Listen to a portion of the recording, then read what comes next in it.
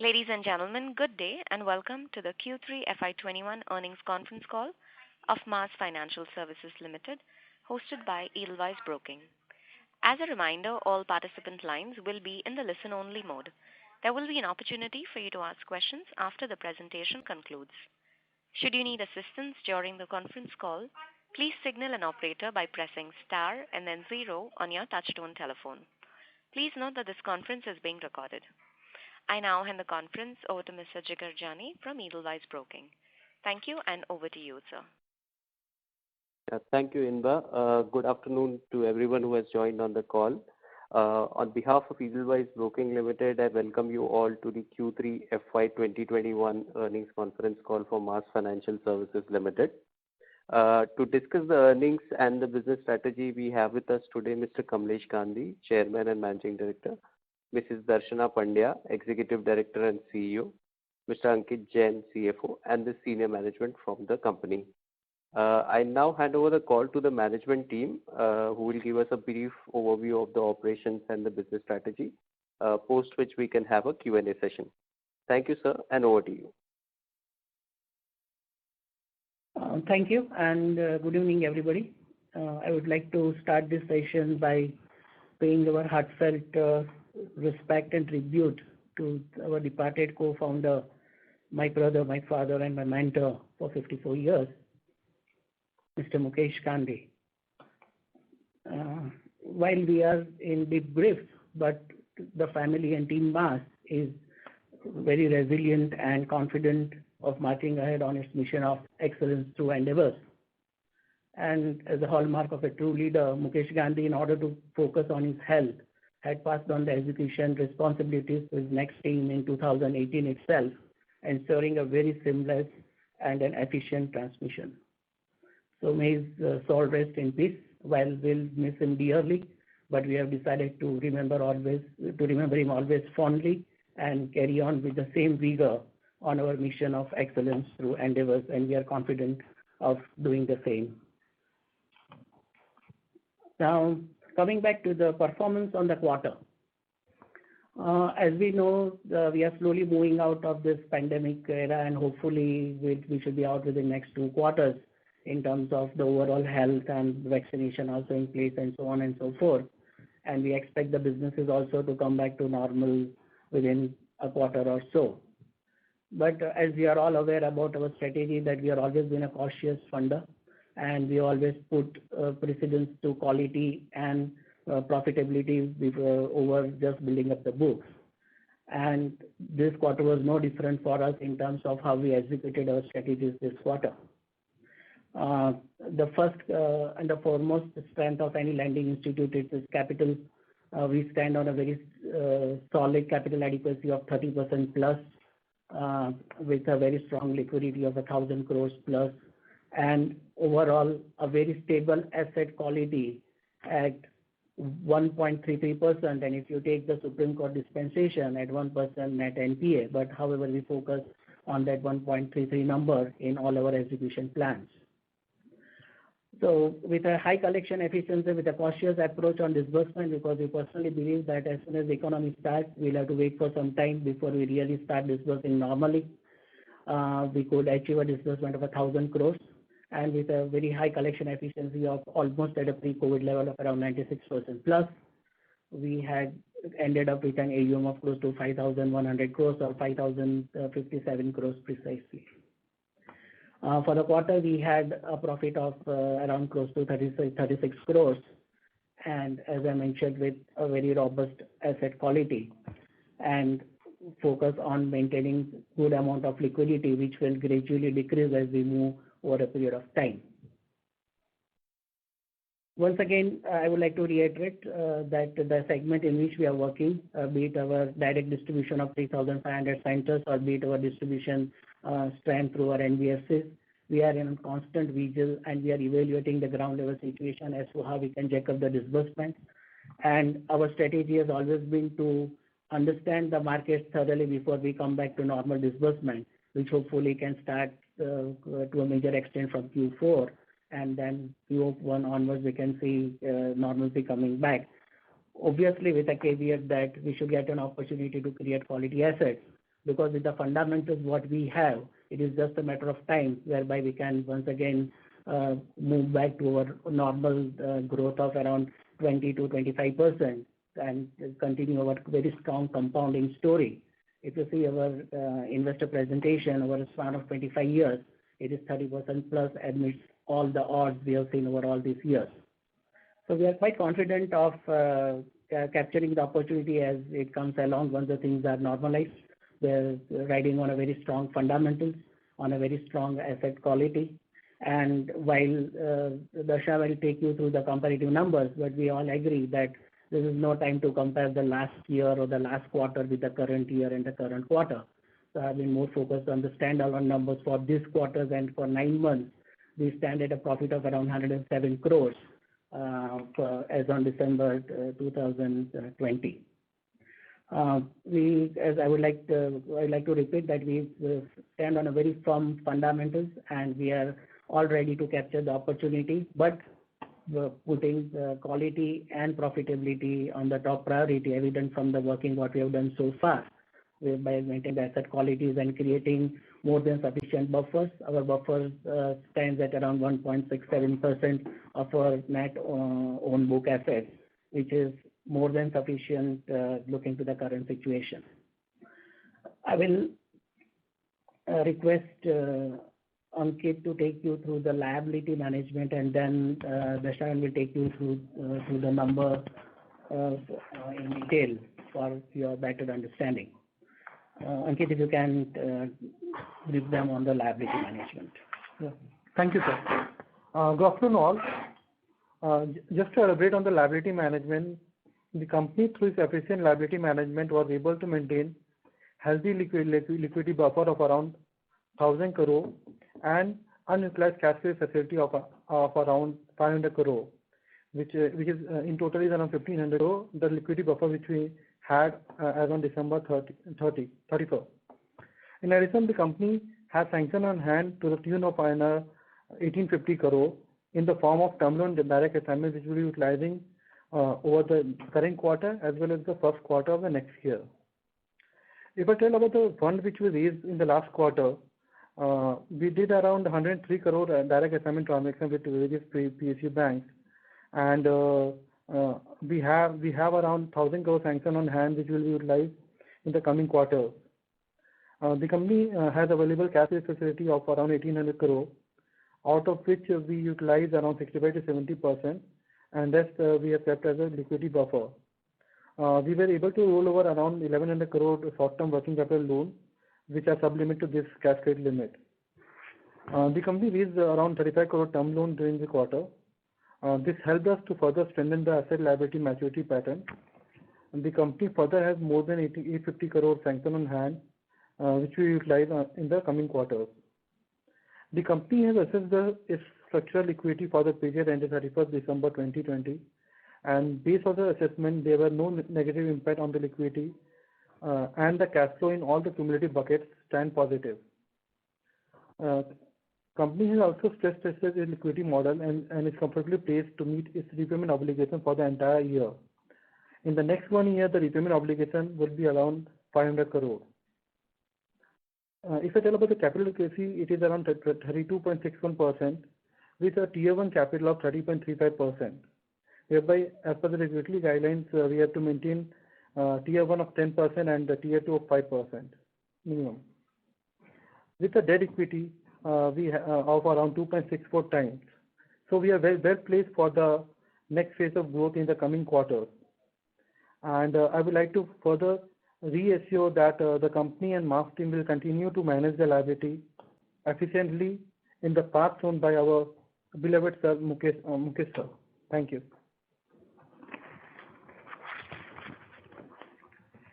Thank you, Ankit. So now just to brief you about the performance of the quarter, I'll start with the disbursement. Disbursement for the quarter was 1,031 crore, and as compared to 820 crore last quarter, which is 26% rise comparing to last quarter, and resulting into the AUM of 5,055 crore.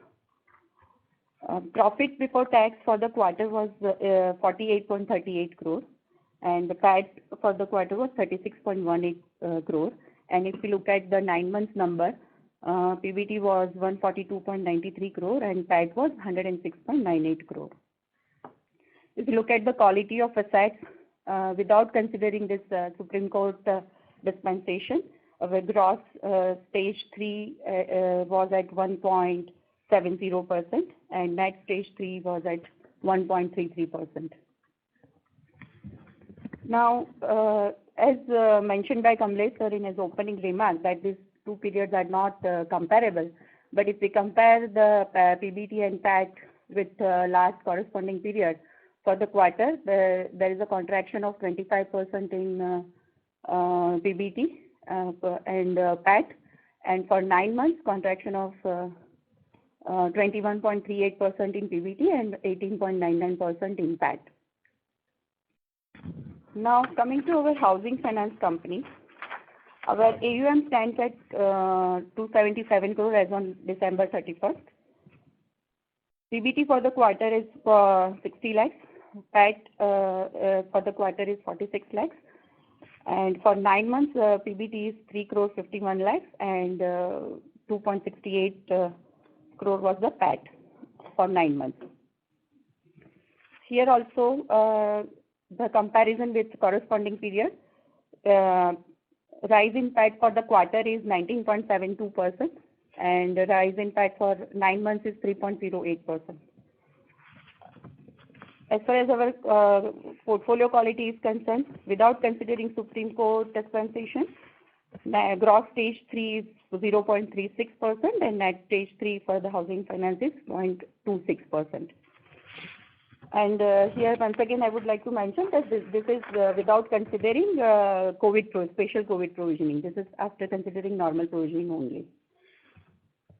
So with this note, I would request Kamlesh sir to take it forward. That's fine. So we are open for any questions. Anybody would like to ask, we'll be more than happy to address their queries. Thank you very much, sir. Ladies and gentlemen, we will now begin the question and answer session. Anyone who wishes to ask a question may press star and 1 on their touchtone telephone. If you wish to remove yourself from the question queue, you may press star and 2. Participants are requested to use handsets while asking a question. Anyone who has a question may press star and 1. Ladies and gentlemen, we will wait for a moment while the question queue assembles. Our first question is from the line of Bharat Shah from ASK Investment Managers. Please go ahead. Hi, Kamlesh bhai, and want to express my condolence for Mukesh bhai's departure. Just wanted to raise one important issue what I felt. While we all over the period of time know that MAS has been conservative in approach, quality of the book is very vital. The business to be written has to be quality business, and you can't chase the business for the sake of it. And all very sound fundamentals, good return on asset, healthy return on equity, and all absolutely correct fundamentals.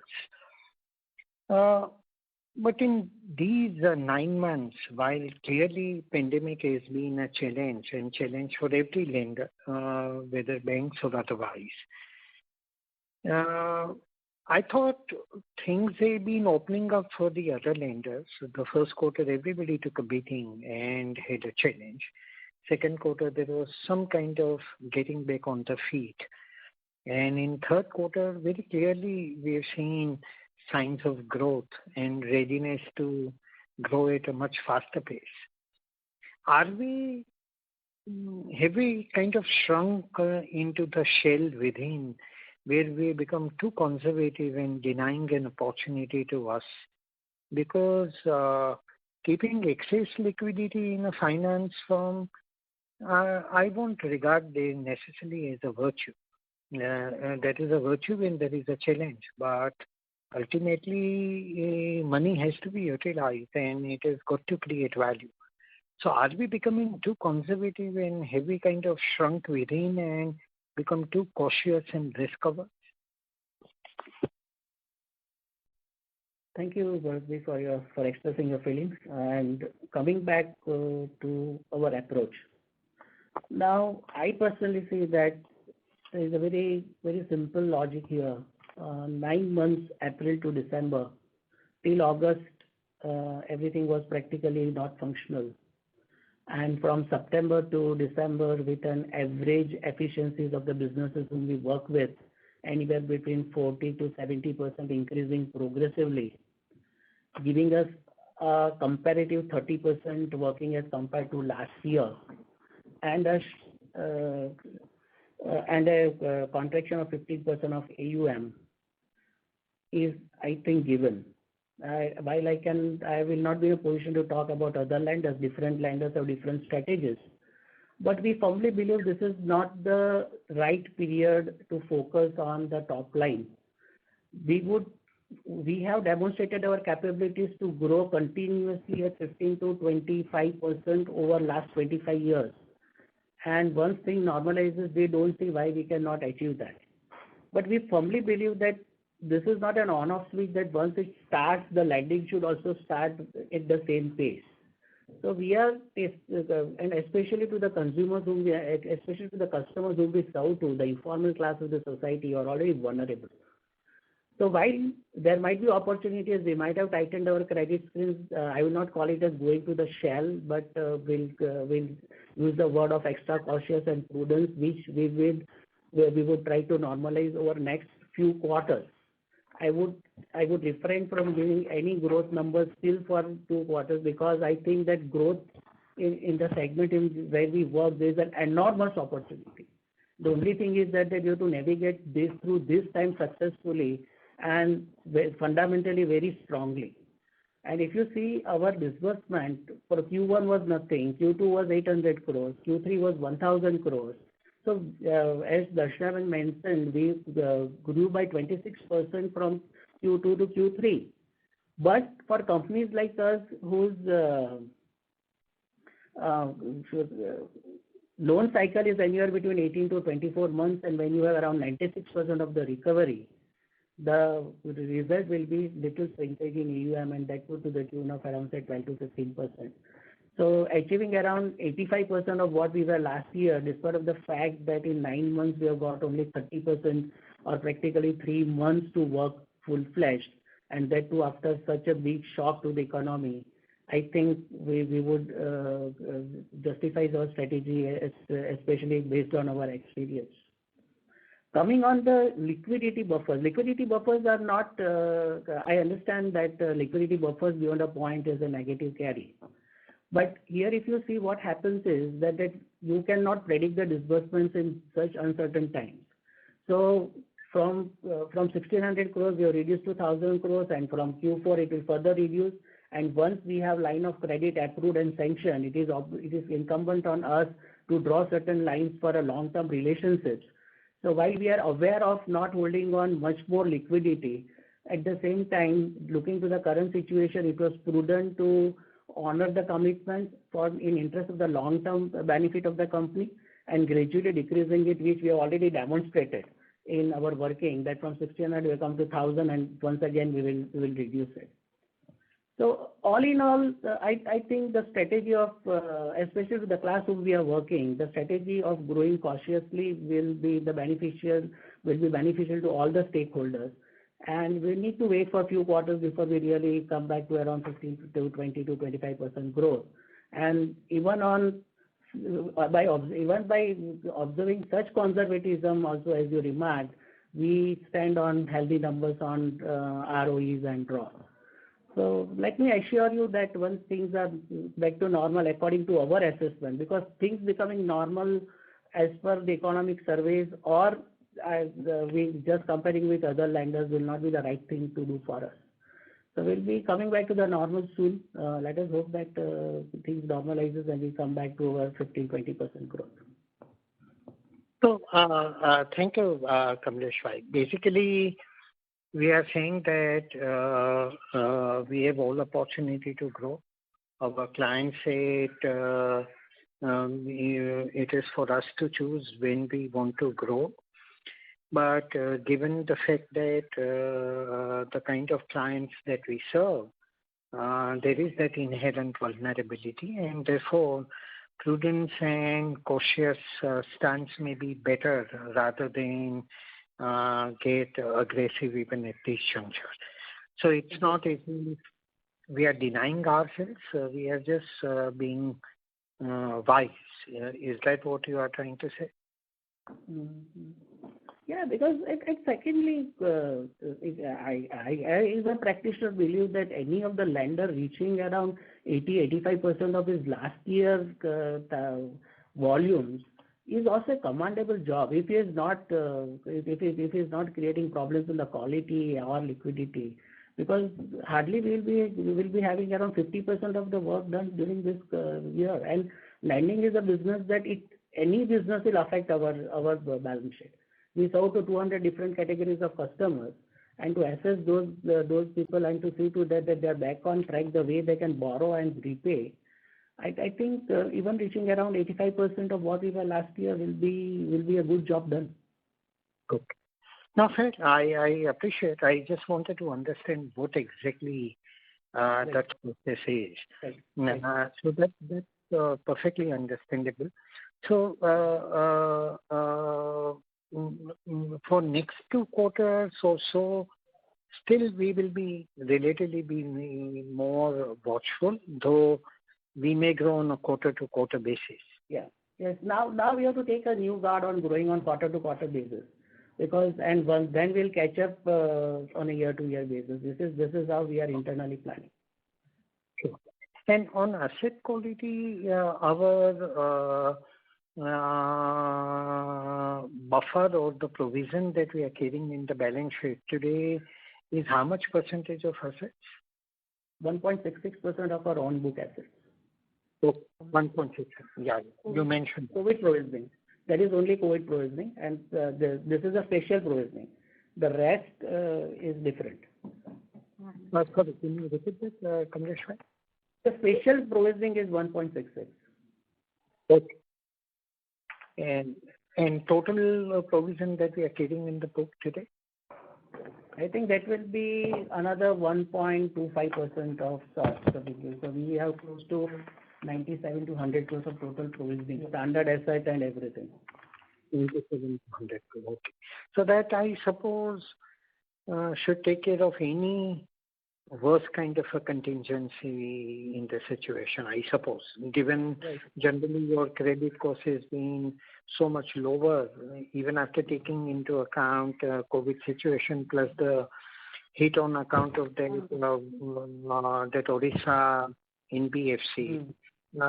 We should be, it should take care of worst contingency, I suppose. Yeah.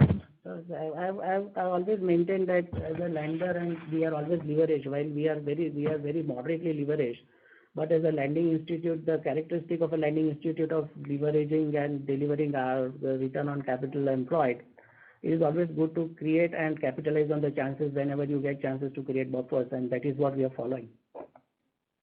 Thank you so much. Thank you. Our next question is from the line of Jnanada Vaidya from Axis Securities. Please go ahead. Thank you. Thank you for the opportunity. So I had about a couple of questions. So the first one would be, what kind of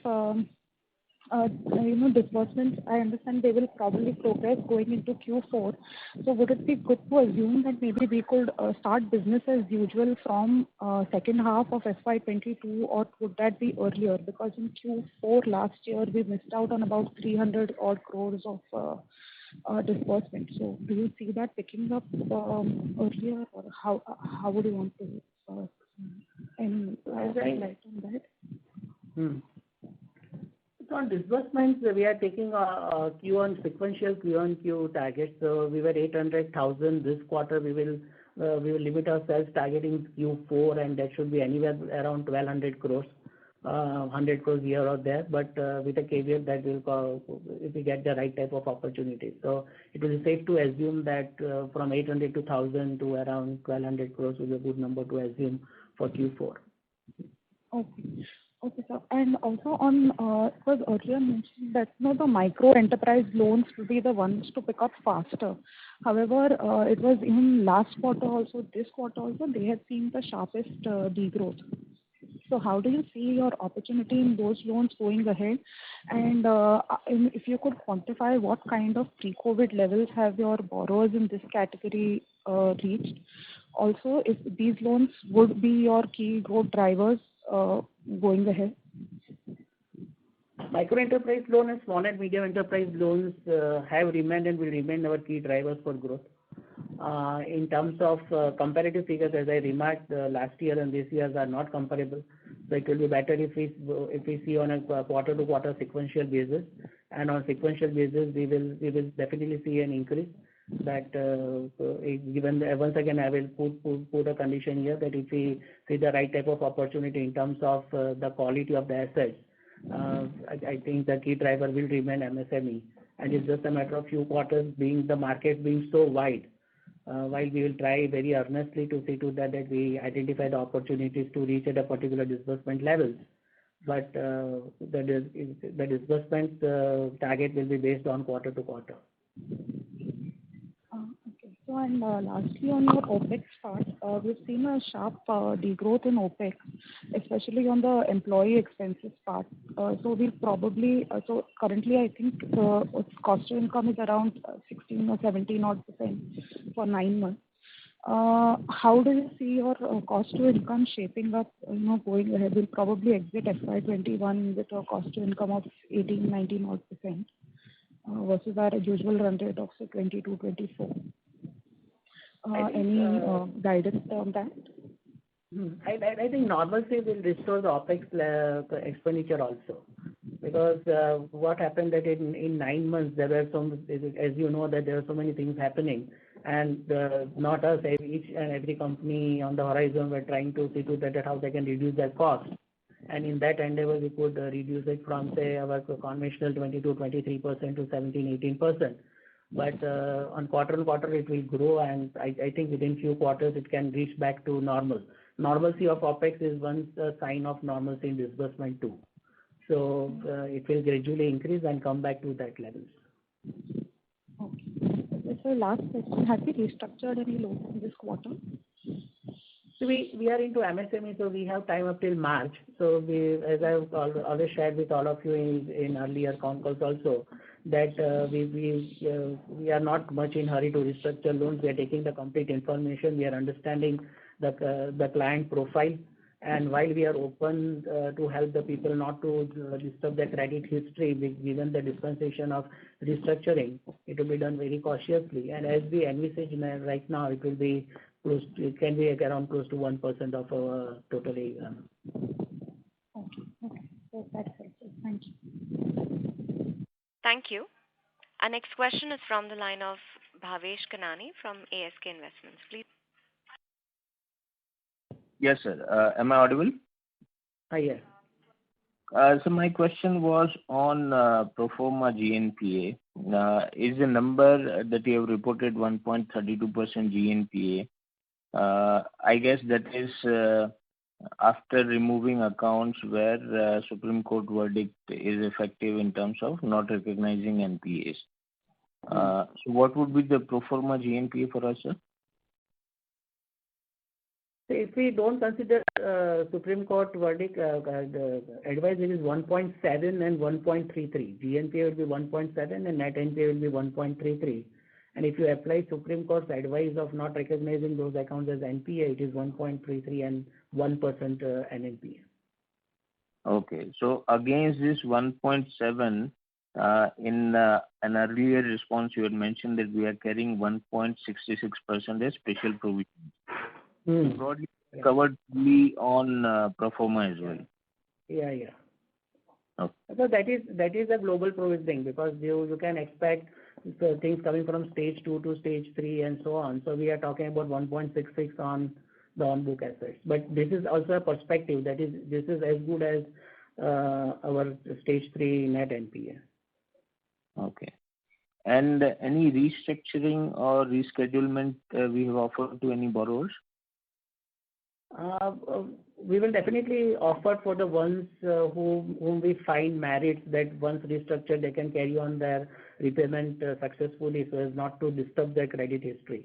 See, the major intention of RBI of restructuring was to facilitate borrowers not to disturb their credit history and the future borrowings thereof. So we will be going by that lines, and as I shared with the earlier caller, it can be around 1% of our AUM. This is what we see. Okay. Okay. And taking the Bharat Bhai's question further on growth aspect, you did mention that it makes sense to be a little conservative, even though for rest of the NBFC lenders, growth seems to be kind of coming back. Now, when I'm looking at the micro enterprise loans or even SME, which are two of the largest products, I request you to share some specific concerns you still have running in your mind, which is leading you to be cautious still. Is it that your credit filters are still not giving you comfort, or your credit filters have been tightened during the pandemic, or the demand itself is not as strong as it was earlier?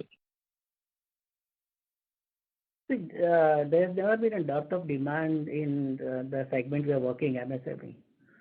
The challenge lies in delivering quality credit, which is more in the interest of the borrowers than the lenders. So whenever we talk about a cautious disbursement, it is more on the lines of we trying to assess the situation at the ground level. We trying to understand the real cash flows. Obviously, post-COVID and only around 2-3 months of working, it is difficult to establish the consistencies of that cash flow. So these are all the issues which comes to the fore when we try to assess their credit worthiness.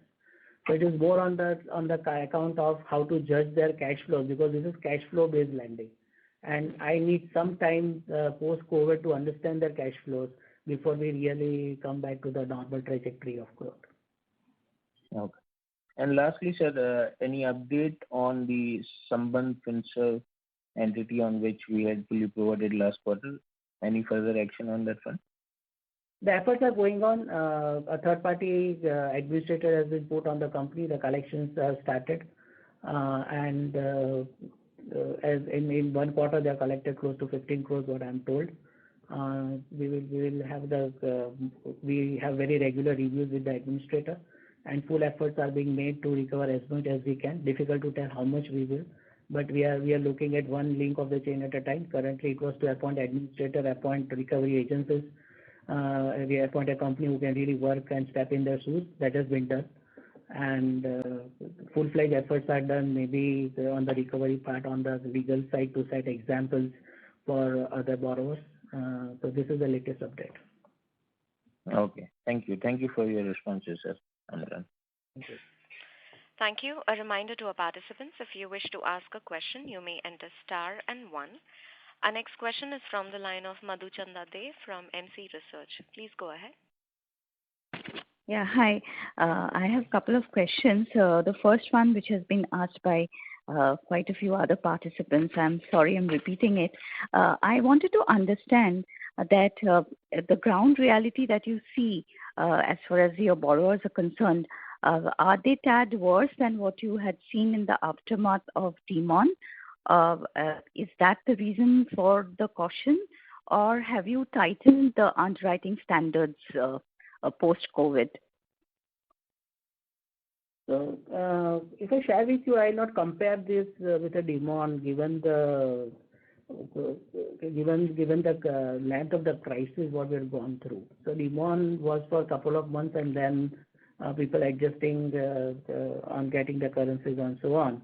So this is not comparable to Demon. Secondly, as I shared with the other callers, is that while we are seeing improved activities at the ground level and the improved performance at the ground level, we need some time to assess the consistencies of the cash flow. So that is what we are trying to do, is that we are trying to assess the consistencies of the cash flow post-COVID and understanding the changes in their business model and their propensity to earn, borrow, and pay. So this is not comparable with Demon. This is something more severe than Demon in terms of the impact on the borrower's livelihood. They are slowly picking up. They are coming back to the normal. The smaller ones are coming back fast. We are witnessing around 70% to 80% of the recovery in their activities. But now we are waiting for the consistency in the cash flow and to understand that there has been any change in the business model or other dynamics. So that is how we are trying to assess the cash flow of these borrowers and then lend to them. Yeah. My second question is a bit of a long-term question. Quite a few of this new age, fintech are trying to target the same customer segment that you cater to, and one particular large consumer financing company has also decided to go big on fintech. What is your thought on this whole thing? And do you think as a company, you also want to walk that path at some future date? So we all know the size of this market, and there are various segmentation in this market. So the ones who really qualify for fintech will be at least 4 notches above whom we are serving. And to serve the customers whom we are serving only through fintech, a few of them have experienced results into very higher delinquencies, raising questions on the business model.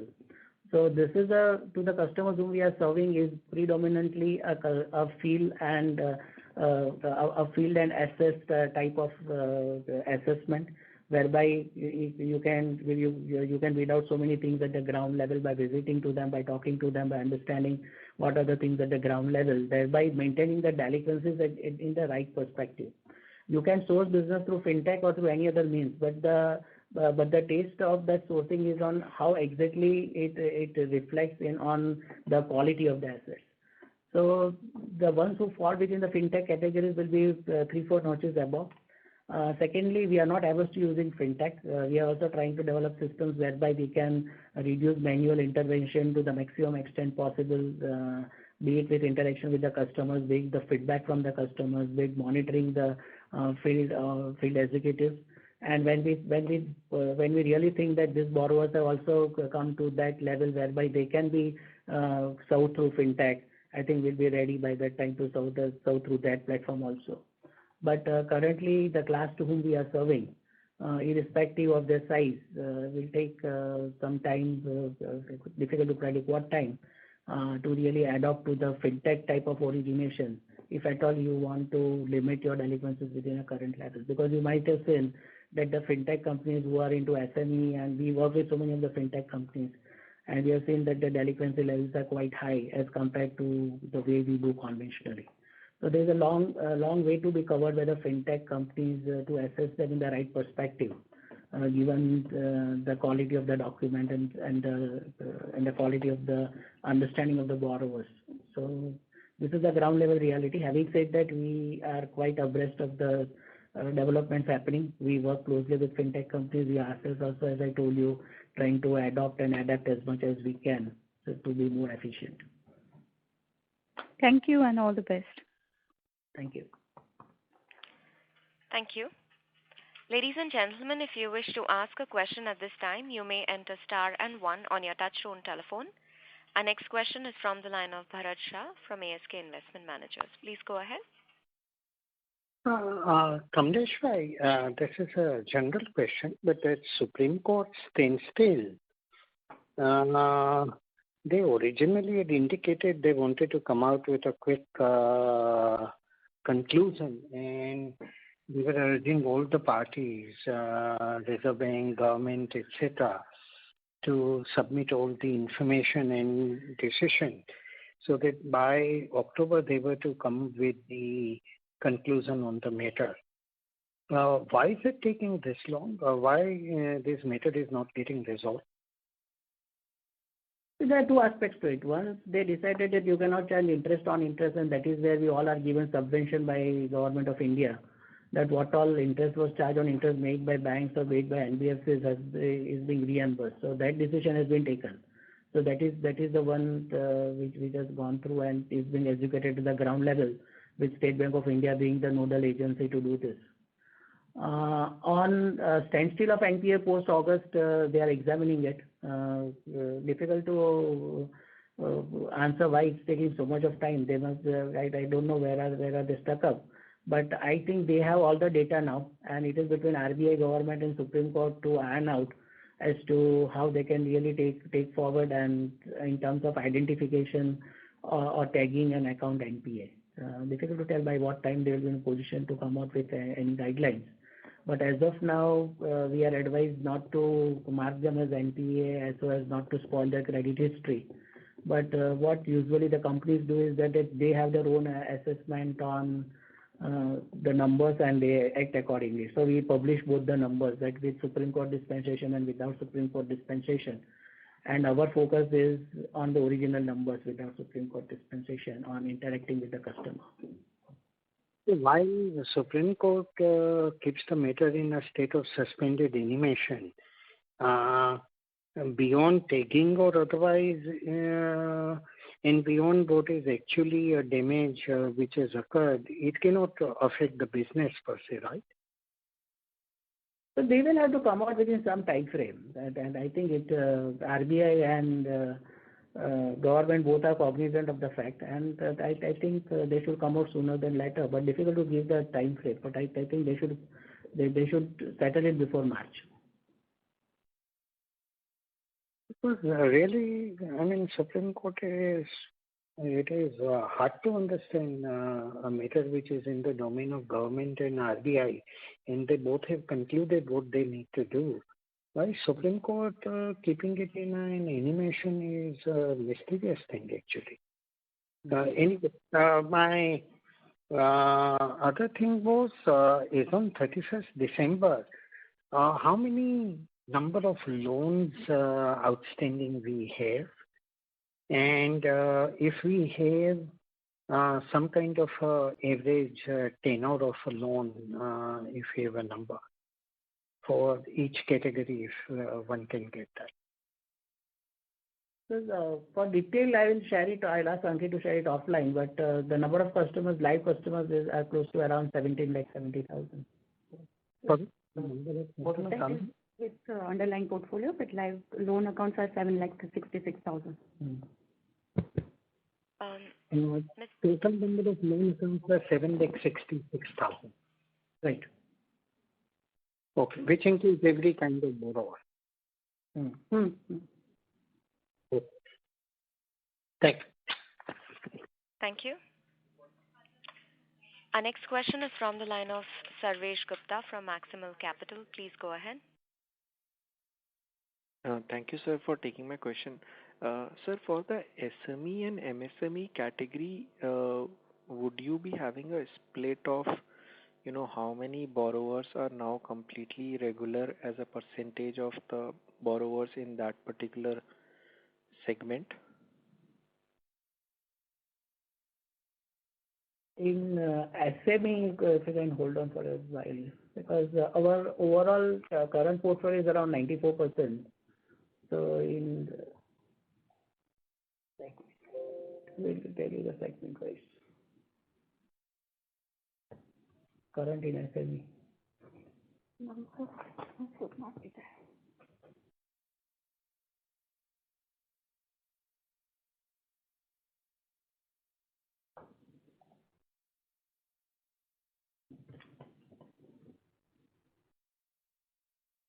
In MSE, we have 93.77% who are online, and in SME, we have 94.88% of the borrowers who are current, so no overdue. So around 6% in both the categories who fall into various categories, with 1.51 in MSE, there is micro enterprise loans in more than 90, and 1.74 in SME more than 90.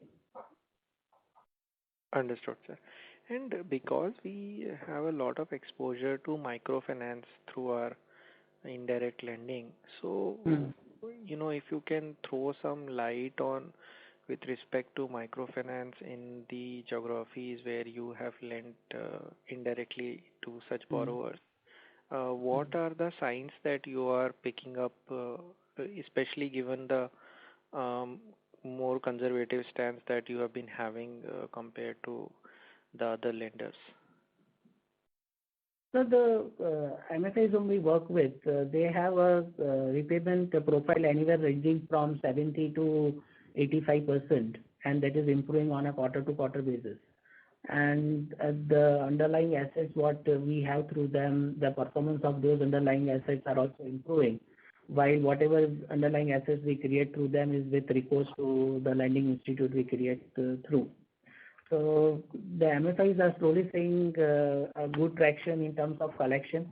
Whatever new lending that they are doing is almost back to normal in terms of collection. What the areas what they had created during the time of COVID, and from that, if you combine both those demands, then they are anywhere between 80 to 85% on the industry as a whole, which differs from geography to geography and MFI to MFI.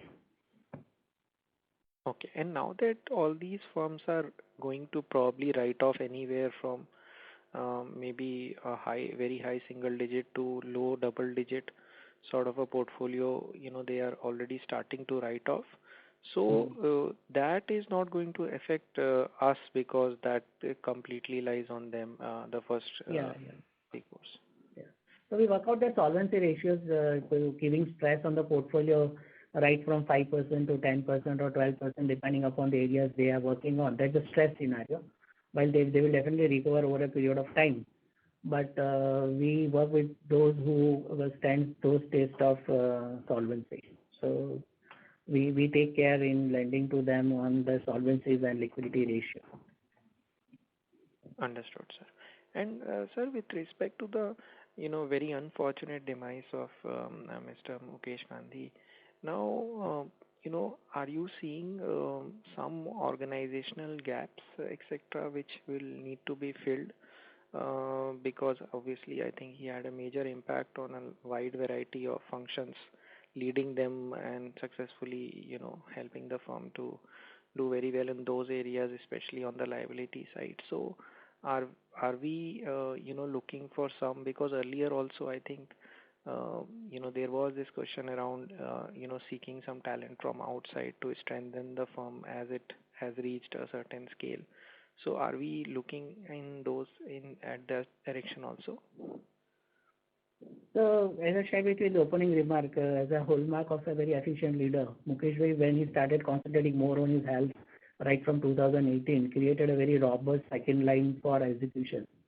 And from 2018 till this date, that was the execution was carried on by that team under the supervision of the board. So that will continue. As far as the board is concerned, it is well populated with around 4 independent directors and two of us in the executive role. Going forward, we might think of inducting somebody on the board. But at the execution level, we are fully equipped, and this has been going on since last 2.5 years. So to say, I can tell that it has been a very seamless transmission. Understood, sir. Sorry, I joined late, so I had missed that part of the commentary. No, that's fine. Thanks a lot and for answering all the questions, and all the best for the coming quarters. Thank you. Thank you. Any participant who wishes to ask a question may press star and 1 on their touchtone telephone. We'll take our next question from the line of Malhar Manik, an individual investor. Please go ahead. Hello, am I audible? Yes, you are, sir. Yes. My first question is that during FY 14, 15, 16, the ROE of the company was around 30%, but now it has come down to around 7%. So by when can I expect this to go back to 30? See, the organization in its life cycle goes through two things, the size and the leverage. So if you see in 14, 15, 16, we were sub 2,000 crores, the leverage was very high. So there should be a suitable business model at every size. So for us, if you see, once we post IPO, we have been maintaining anywhere close to around 18 to 20% of ROAs, and going forward, I think on a size basis, we would settle anywhere between 16 to 20% of ROA, depending upon the leverage we take from time to time. So 30-40% for a smaller size is okay, but it's not conducive for as you grow in size, because you need to limit your leverage also. So I think the guidance will be anywhere between 16 to 20. Okay. And regarding the ALM, asset liability mismatch, can you please provide the average duration or average tenure of the loans and the borrowing? Yeah. So average tenure of the loan which we lend is anything between 18 to 24 months, and average tenure of borrowing which we do is anything between we borrow with there's various sources of fund whereby the average maturity will be anything between 30 to 36 months. Okay. And can you please provide the average ticket size of the loans?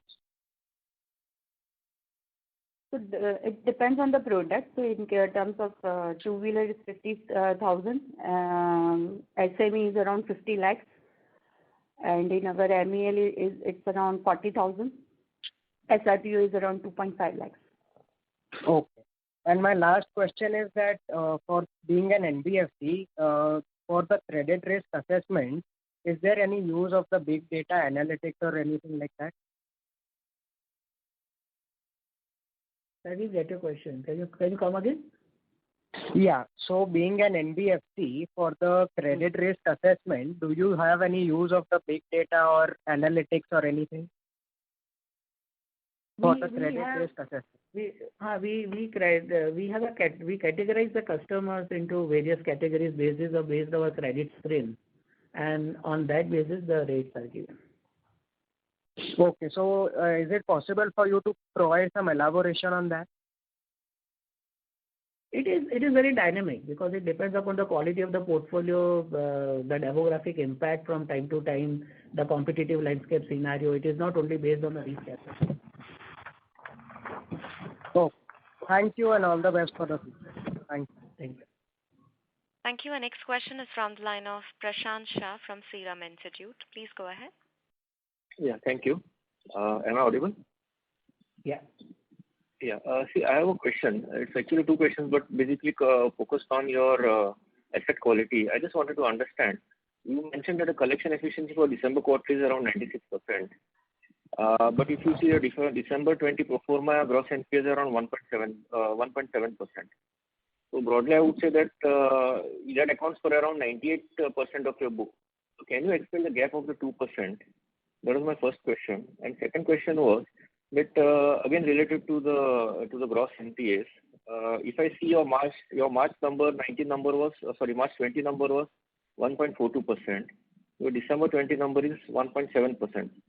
So roughly around 30 basis points of increase in your gross NPAs.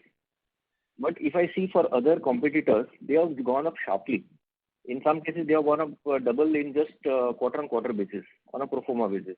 So what is it that has enabled you to control your asset quality at such fantastic levels when others are failing to do so? Other larger banks or larger NBFCs are failing to do so. Thank you. I think collection efficiency and NPA, you cannot directly link that this is the collection efficiency or this is the NPA. I'll ask Ankit to share the dynamics of the same to have more clarity on it, that how the collection efficiencies and the NPA classification differs. On your question of how we are in a position to maintain this, if you see that this has been our tendency since last 25 years. If you can plot from our presentation that what type of asset quality we have been maintaining, and the only reason has been a very calibrated growth from time to time. And secondly, because of our business model, whereby around 58% of the business what we source is being sourced through intermediaries, we have to bear the delinquency impact, and that has been upfronted in the cost. So because of this business model whereby we have very quality intermediary working for us who absorbs the losses, whereby we upfront it in the cost. And secondly, because of the calibrated approach on the book has resulted into such type of GNPAs. And that is what I told in the opening remark that we prefer to contract our book by 15%, but did not disburse it very aggressively. So this is a combination of all the factors, experience of all these years, the business model, and the way we disburse results into this up to GNPA levels. No, so I get that. My question came basically from the perspective, the kind of people the client base that you lend to. So those are also going to be under extreme stress right now. So I was a little bit curious to see that how you are able to manage the quality at such levels, considering the environment and the stresses that are there on the streets, let's say. Correct. As I shared with you that we have very quality intermediaries working for us where we upfront that credit cost that we offer them the margins. Say for example, I'm working with an NBFC at a particular demography. We have a joint screen worked out with them, and then we built in the delinquencies in that, so they don't have to pass on the delinquency to us. So we have around 58.60% of our book coming through quality intermediaries, where we ourselves used to work like this with various banks when we were small. And on our direct portfolio of sourced through 3,500 centers, the answer is same, that we have been very cautious. While you are right that it is a very hurricane task to maintain at 2%, but we have to sacrifice the exponential growth for quality. Okay. So, and do you see Q4 being similar to Q3 and Q2, or rather, let's say Q3, not Q2, in terms of asset quality? I think it will be range bound. This GNPAs can be anywhere between 1.5 to 2%, and NNPA can be around 1 to 1.5%. Give away a few basis points here or there. Okay. And did you have to do any write-offs during the quarter? That is a regular feature. So we do write-off. Because no, out of ordinary, other than what you do regularly. Anything exceptional? We write off anywhere between around 0.8 to 1% on an annual basis. Okay. So nothing specific during this quarter? No, nothing specific. Okay. Thank you very much. Thank you.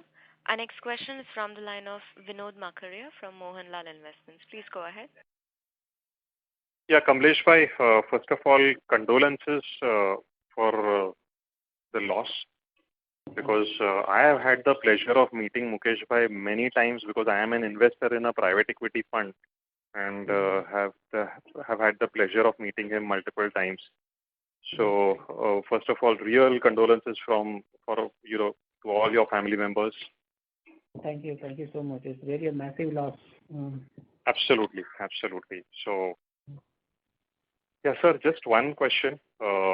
Geographically, are you looking at expanding, nibbling at, and more, and having your book more out of Gujarat and in other areas as well? I mean, any comment on geographical expansion? Currently, while you are right that we are very dominantly in Gujarat, but we also have presence in 4 other western states adjoining, that is Gujarat, Rajasthan, Maharashtra, and MP, and some presence in Tamil Nadu and Karnataka also. So going forward with the next 3 years, you will see more business coming from the other states besides Gujarat with our expansion of branches over there. Because if you see, since last 3 years has been a very tough time for the industry as a whole. We have to be very cautious on any sort of expansion. So once all these things settles, we'll be definitely looking at exploring those geographies where we have presence since long. We have a reasonable demographic understanding of those areas. So given those aspects, we would see some more business coming from those geographies. Okay. Yeah, that's it, because other questions have been answered. So yeah, that's it, Kamlesh bhai. Thank you. Oh, thank you so much. Thank you. Thank you. Our next question is from the line of Bharat Shah from ASK Investments. Please go ahead. Kamlesh bhai, apart from Sambandh, for the other entities, NBFC entities to whom we have lent, We have no other difficulties, right? And our record lending to others has been 100%. So barring someone, there are no issues, right? No. As of December, they are all good. The smaller ones might face some liquidity crunch here or there, but majority of them even paid during moratorium. So we are having a satisfactory portfolio other than that. Thank you. Thank you. Ladies and gentlemen, that was the last question. I would now like to hand the floor back to Mr. Jigar Jani for closing comments. Over to you, sir. Yeah, thank you. And I'll also take this opportunity to pass my condolences to the entire family of Mukesh sir. Hope they get the strength to bear this loss. Obviously, it's a huge loss. And I would also like to thank the management for taking out the time to speak to us and giving us the opportunity to host the call. Thank you very much to all the participants as well for participating in the call. Thank you, and we can close the call now. Okay, thank you. Thank you, everybody, and look forward for the next interaction. So, thank you. Thank you. Thank you. Thank you very much. Ladies and gentlemen, on behalf of Edelweiss Broking and Mass Financial Services Limited, that concludes this conference. Thank you for joining us, and you may now disconnect your lines.